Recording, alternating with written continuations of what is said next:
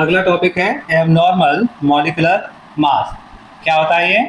The observe molar mass of a substance obtained with the help of colligative property is quite different from the normal molar mass. This is known as abnormal molecular mass. कभी कभी जब हम किसी substance का molar colligative property की help से calculate करते हैं तो क्या होता है, तो उसका मोलर मास कुछ अलग आता है। इस मोलर मास को हम क्या कहते हैं? ऑब्जर्व मोलर मास, जो कि नॉर्मल मोलर मास से काफी अलग होता है। तो ऑब्जर्व मोलर मास और नॉर्मल मोलर मास में जो डिफरेंस होता है उसी डिफरेंस को हम क्या कहते हैं? Abnormal molecular mass. Abnormal molecular mass दो तरह का होता है। पहला है एसोसिएशन ऑफ सॉल्यूट पार्टिकल, दूसरा डिसोसिएशन ऑफ सॉल्यूट पार्टिकल। इसे वन बाय वन हम समझते हैं कि क्या होता है एसोसिएशन ऑफ सॉल्यूट पार्टिकल या डिसोसिएशन ऑफ सॉल्यूट पार्टिकल। तो फर्स्ट है एसोसिएशन ऑफ सॉल्यूट पार्टिकल। क्या होता है ये? When two or more molecule of solute combine to form a bigger molecule. Due to that, total number of solute in the solution decreases. Therefore, colligative property decreases while the molecular mass of solute increases. क्या होता है? जब हम किसी solute को solvent में dissolve करते हैं तो उसके दो या दो से ज्यादा मॉलिक्यूल जब आपस में कंबाइन करके क्या बनाएंगे? एक बड़ा मॉलिक्यूल बना लेंगे। तो इस कॉम्बिनेशन से क्या होगा?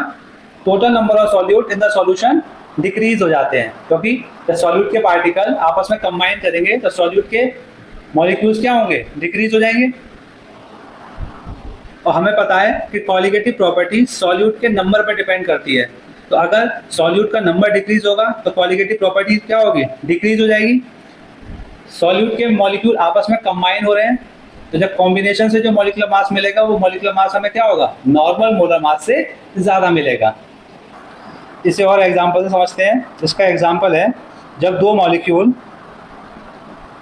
एसिटिक एसिड के कंबाइन होते हैं तो कुछ इस तरह से कंबाइन होते हैं। तो एक मॉलिक्यूल एसिटिक एसिड का जो मोलर मास होता है वो कितना होता है? 60 ग्राम पर मोल। और यहाँ पे कितने? दो मॉलिक्यूल कंबाइन होकर प्रोडक्ट साइड में, यानी जो एबनॉर्मल मोलर मास है वो कितना आएगा? दो मॉलिक्यूल कंबाइन हो रहे हैं तो 60 × 2 यानी कितना आंसर आ जाएगा? 120 ग्राम पर मोल। इसी तरह से डिसोसिएशन ऑफ सॉल्यूट पार्टिकल क्या होता है?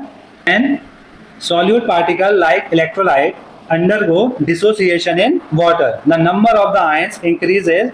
Due to that, colligative property increases, but molar mass of solute decreases. For example, मतलब इस बात का, जब हम सॉल्यूट को सॉल्वेंट में या वाटर में डिसॉल्व करते हैं तो इलेक्ट्रोलाइट क्या होते हैं? ऐसी स्पीशीज जो वाटर में इजीली डिसोसिएट हो जाती है। तो जब इलेक्ट्रोलाइट या सॉल्यूट पार्टिकल डिसोसिएट होंगे तो क्या होंगे? उनके नंबर ऑफ आयंस इंक्रीज होंगे। जब नंबर ऑफ आयंस इंक्रीज होंगे यानी नंबर ऑफ सॉल्यूट इंक्रीज हो रहे हैं, तो सॉल्यूट पर ही क्या डिपेंड करती है? Colligative property. तो क्या होगा? कॉलिगेटिव प्रॉपर्टी इंक्रीज हो जाएगी लेकिन मोलर मास क्या होगा? डिक्रीज हो जाएगा। इसी को हम क्या कहते हैं? Dissociation of solute particle. For example जैसे NaCl, इसमें जो डिसोसिएट होता है Na पॉजिटिव और Cl नेगेटिव। अगला टॉपिक है वेंट हॉफ फैक्टर। इसकी डेफिनेशन क्या होती है? The ratio of normal molar mass to the observed molar mass is known as Vent Hoff factor and it is denoted by I. तो इसका formula क्या हो जाएगा? I is equal to normal molar mass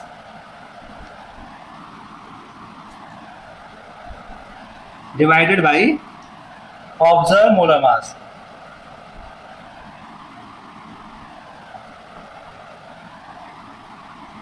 एक तो ये formula हो जाएगा इसका।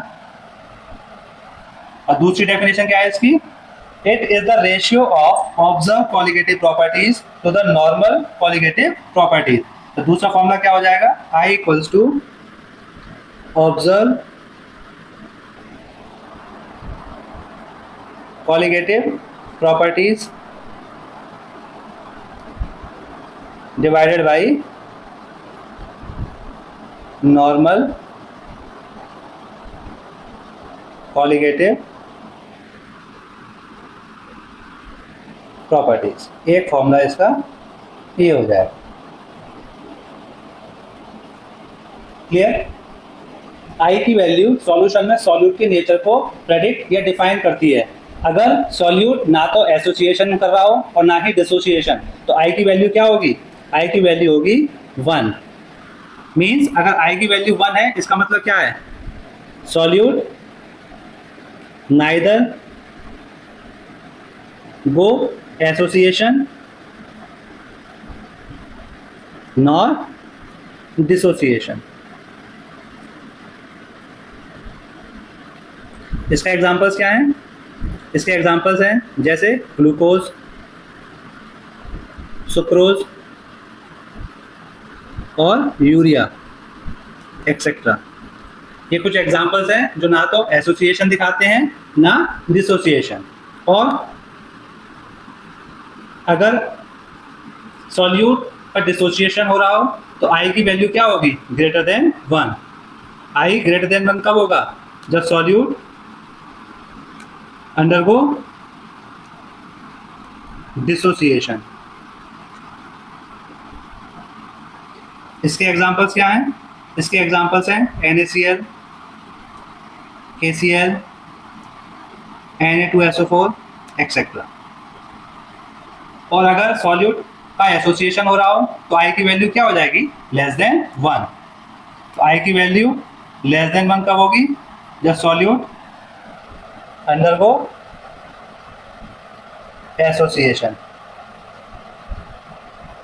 और इसके एग्जांपल्स क्या होंगे?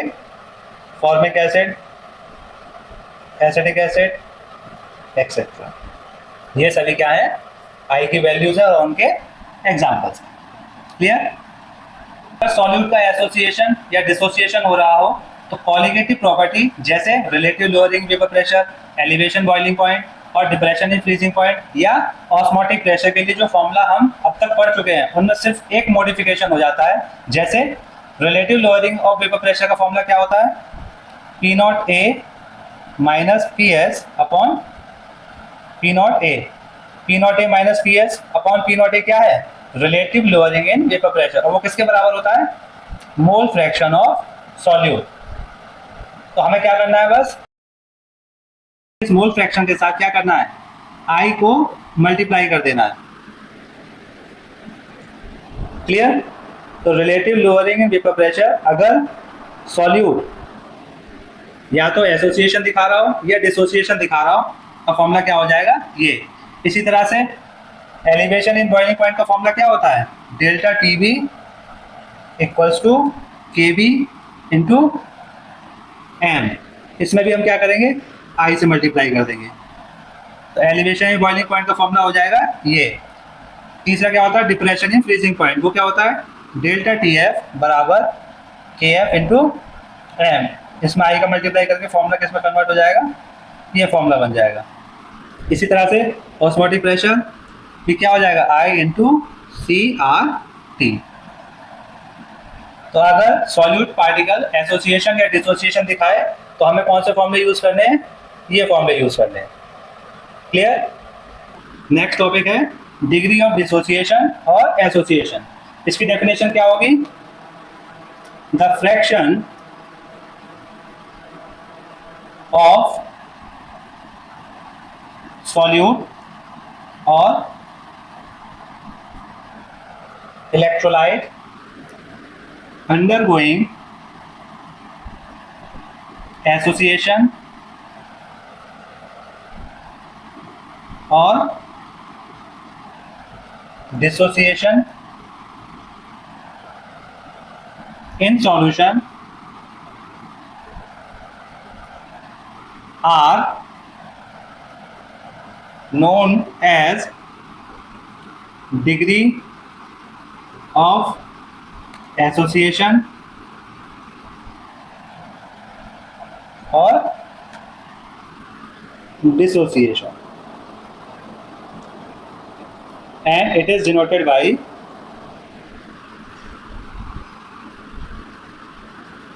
अल्फा।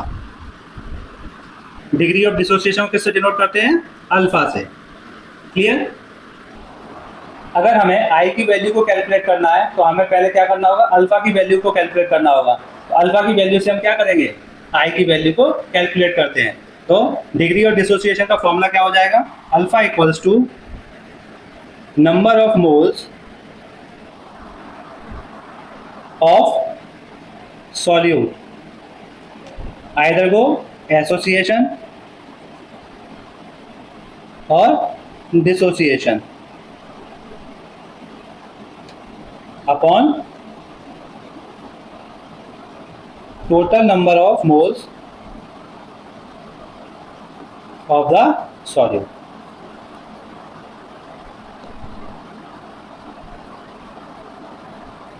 ये हो जाएगा हमारे अल्फा का या डिग्री ऑफ डिसोसिएशन का फॉर्मूला।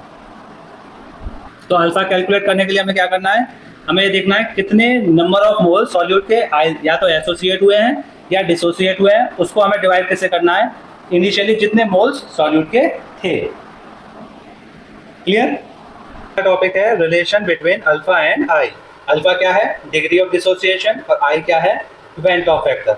अल्फा और आई के लिए हम दो फॉर्मूले पढ़ते हैं, पहला है एसोसिएशन के लिए और दूसरा क्या है, डिसोसिएशन के लिए। तो एसोसिएशन के लिए अल्फा और आई के लिए फॉर्मूला क्या होता है, alpha equals to i minus 1 upon n minus 1। ये फॉर्मूला क्या है एसोसिएशन के लिए। यहाँ अल्फा क्या है, अल्फा है डिग्री ऑफ डिसोसिएशन, आई क्या है वेन ऑफ फैक्टर, और n क्या है number of moles of solute which associate. Clear? और दूसरा फॉर्मूला हम क्या करते हैं, alpha equals to i minus 1 over n minus 1। ये होता है फॉर्मूला डिसोसिएशन के लिए। या अल्फा क्या होगा, degree of dissociation, I went of factor, n क्या होगा number of moles of solute after dissociation. ये न्यूमेरिकल है जिसमें क्या हो रहा है, सॉल्यूट का डिसोसिएशन हो रहा है। तो इस तरह के न्यूमेरिकल को हम किस तरह से सॉल्व करेंगे, क्वेश्चन देखते हैं। Calculate the amount of NaCl which must be added to 1 kilogram of water so the freezing point of the solution is depressed by 3 Kelvin given Kf equals to 1.86 Kelvin kilogram 1 mole। NaCl क्या है हमारा, solute. NaCl किसमें टूटेगा, Na positive और Cl negative में। तो यहाँ पे क्या हो रहा है, डिसोसिएशन। तो सबसे पहले गिवन लिखेंगे कि हमें क्या क्या दिया हुआ है। तो सॉल्यूट हमें कैलकुलेट करना है, मास ऑफ सॉल्यूट WB हमें क्या करना है, कैलकुलेट करना है। मास ऑफ सॉल्वेंट WA हमें कितना दिया हुआ है, 1 किलोग्राम, और डिप्रेशन इन फ्रीजिंग पॉइंट हमें कितना दिया है, डेल्टा TF 3 केल्विन, और KF की वैल्यू कितनी दी है 1.86 केल्विन किलोग्राम पर मोल। और NaCl का मोलर मास कितना होता है, मोलर मास ऑफ सॉल्यूट यानी MB कितना दिया है हमें 58.5 ग्राम पर मोल।